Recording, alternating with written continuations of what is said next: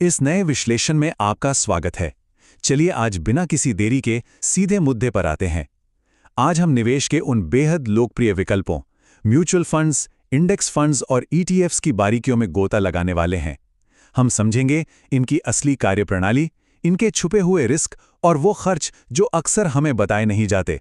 हमारा असल मकसद ये समझना है कि लंबी अवधि में वाकई में आपकी संपत्ति कैसे बनती है। टीवी पर दिखने वाले वित्तीय विज्ञापनों और मार्केटिंग के बड़े बड़े दावों से परे जाकर आज हम असल सच्चाई को डिकोड करेंगे। इसके लिए हम इस पूरी चर्चा को 5 लॉजिकल हिस्सों में बांटने वाले हैं। मैनेजर वर्सेस इकोनॉमी, कमीशन का असली खर्च, मार्केट टाइमिंग, निवेश का ऑटोमेशन और अंत में जानेंगे कि अपने लिए सबसे बेहतरीन फंड कैसे खोजें। तो चलिए सबसे पहले बात करते हैं हमारे पहले पॉइंट की, मैनेजर बनाम इकोनॉमी। आखिर इन वित्तीय साधनों के बीच रिस्क और स्टेबिलिटी का बुनियादी अंतर क्या है? रिस्क का ये बंटवारा समझना सच में बेहद दिलचस्प है। देखिए, म्यूचुअल फंड्स में आपका पूरा पैसा और उसका भविष्य पूरी तरह से एक फंड मैनेजर की एक्सपर्टीज पर निर्भर करता है, यहां तक कि उनके मूड पर भी। मान लीजिए किसी दिन वो घर से झगड़ा करके ऑफिस आते हैं और उनका मूड खराब है, तो उसका सीधा असर उनके फैसलों और आपके निवेश पर पड़ सकता है। यानी आपका पूरा दांव एक इंसान पर लगा है। इसके उलट अगर हम इंडेक्स फंड्स और ईटीएफ्स को देखें तो वहां आपका पैसा सीधे देश की टॉप 50 कंपनियों की सामूहिक ताकत पर लगता है। वहां दांव किसी एक व्यक्ति पर नहीं बल्कि पूरी इकोनॉमी की तरक्की पर होता है, जो जाहिर तौर पर इसे कहीं ज्यादा सुरक्षित बनाता है। अब आते हैं हमारे दूसरे पिलर पर, कमीशन का असली खर्च। ये वो छुपा हुआ नुकसान है जो चुपचाप दीमक की तरह आपकी वेल्थ को खा रहा है। इसे एक बहुत ही सिंपल से उदाहरण से समझते हैं। जरा सोचिए, अगर आप 40 साल तक हर महीने सिर्फ 1000 रुपए का निवेश करते हैं, तो क्या आप यकीन करेंगे कि इस पूरी जर्नी में आपके कुल फंड में से लगभग 15 से 20 लाख रुपए का एक बहुत बड़ा हिस्सा सिर्फ और सिर्फ कमीशन के नाम पर कट जाएगा? जी हां, बिल्कुल सही सुना आपने। और ये भारी भरकम रकम सीधे म्यूचुअल फंड कंपनियों की जेब में चली जाती है। अब आप सोच रहे होंगे कि इतना बड़ा नुकसान होता कैसे है? तो इसके पीछे का मुख्य कारण है एक्सपेंस रेशियो। आसान भाषा में कहूं तो एक्सपेंस रेशियो एक सालाना कमीशन फीस है जो एसेट मैनेजमेंट कंपनियां आपका फंड चलाने के लिए लेती हैं। और सबसे बड़ी बात, इसे हर साल आपके ही जमा किए गए पैसों में से सीधे काट लिया जाता है। सच कहूं तो इसी छुपे हुए पैसे के दम पर ये कंपनियां वो बड़े बड़े और आक्रामक मार्केटिंग कैंपेन चलाने का भारी खर्च आसानी से उठा पाती हैं। अगर हम इन खर्चों का आपस में कंपैरिजन करें तो ये अंतर सच में चौंकाने वाला है। देखिए, आम म्यूचुअल फंड्स में एक्सपेंस रेशियो 1 से 2% तक होता है, वहीं इंडेक्स फंड्स में ये 0.1% से 0.9% के बीच रहता है, जो कि म्यूचुअल फंड्स के मुकाबले लगभग 10 गुना सस्ता है। और अगर हम ईटीएफ्स की बात करें तो वहां तो ये खर्च 0.01% से 0.1% तक गिर जाता है। यानी एक म्यूचुअल फंड के मुकाबले ईटीएफ 100 गुना तक सस्ते हो सकते हैं। है ना कमाल का अंतर? चलिए अब हमारे तीसरे पॉइंट की तरफ बढ़ते हैं, मार्केट टाइमिंग और ट्रेड। इन तीनों में ट्रेडिंग की कार्यप्रणाली और कीमतों का निर्धारण कैसे होता है, ये जानना भी आपके लिए बेहद जरूरी है। यहाँ एक बहुत बड़ा फर्क काम करता है।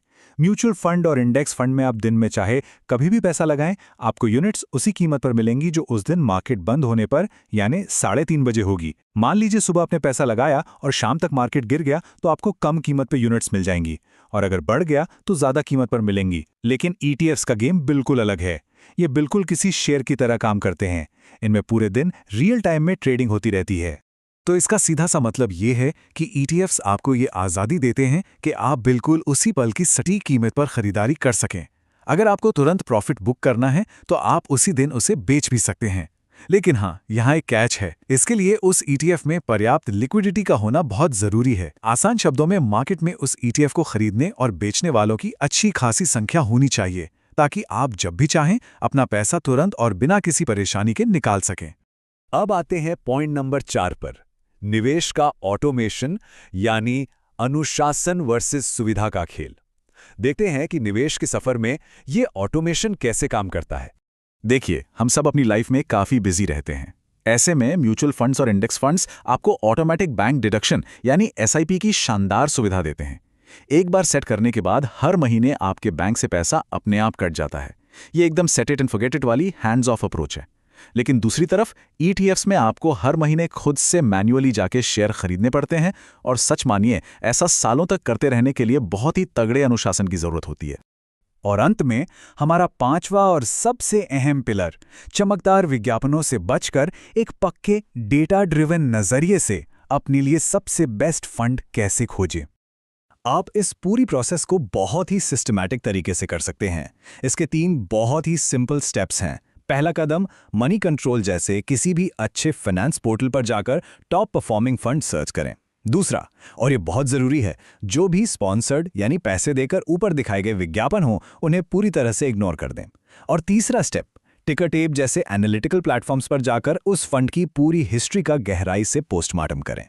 जब आप इन प्लेटफॉर्म्स पर जाएं तो समझ लीजिए आपको उस फंड की पूरी जन्म कुंडली खंगालनी है। सबसे पहले वहां जाकर उस फंड का सटीक एक्सपेंस रेशियो चेक करें। फिर देखें कि उसका एसेट अंडर मैनेजमेंट यानी AUM कितना है, मतलब लोगों ने उस कंपनी पर भरोसा करके कुल कितना पैसा लगाया है। उस फंड का उसके जैसे दूसरे फंड्स के साथ सीधा कंपैरिजन जरूर करें, और हाँ, उससे जुड़ी कोई भी ताज़ा न्यूज़ पढ़ना बिल्कुल ना भूलें। लेकिन इन सब के बीच सबसे बेहतरीन फंड चुनने का एक ही सुनहरा नियम है, और वो ये कि कभी भी 2 या 3 साल के उस शॉर्ट टर्म स्पाइक यानी अचानक से मिले भारी रिटर्न के झांसे में ना आएं। अक्सर फंड मैनेजर ज्यादा पैसा खींचने के लिए खतरनाक रिस्क ले लेते हैं और कुछ समय के लिए बेहतरीन रिटर्न दिखा देते हैं। इसलिए हमेशा इस बात पर अड़े रहें कि आपको उस फंड का कम से कम 10 साल का मजबूत ट्रैक रिकॉर्ड देखना ही है। एक और बात जो हमें अक्सर कंफ्यूज करती है वो है किसी बड़े ब्रांड का नाम। लेकिन ये याद रखना बहुत महत्वपूर्ण है कि निवेश की दुनिया में सिर्फ नाम बड़ा होने से अच्छे प्रदर्शन की कोई गारंटी नहीं मिलती। किसी भी भरोसेमंद फंड को पहचानने का एकमात्र सही और सॉलिड तरीका सिर्फ और सिर्फ 1 दशक यानी 10 सालों का ऐतिहासिक डेटा ही है। डेटा कभी झूठ नहीं बोलता। तो इस पूरे विश्लेषण के अंत में मैं आपको एक बहुत ही अहम सवाल के साथ छोड़ना चाहता हूं। जरा इस पर गौर कीजिएगा। अगर लॉन्ग टर्म में वेल्थ बनाने की असली मेहनत, असल काम हमारे देश की इकोनॉमी ही कर रही है, तो फिर हम क्यों अपने लाखों रुपए प्रीमियम कमीशन के रूप में दूसरों की जेब में सौंप रहे हैं? इस सवाल पर जरूर सोचिएगा। इस चर्चा में हमारे साथ जुड़ने के लिए आपका बहुत बहुत धन्यवाद।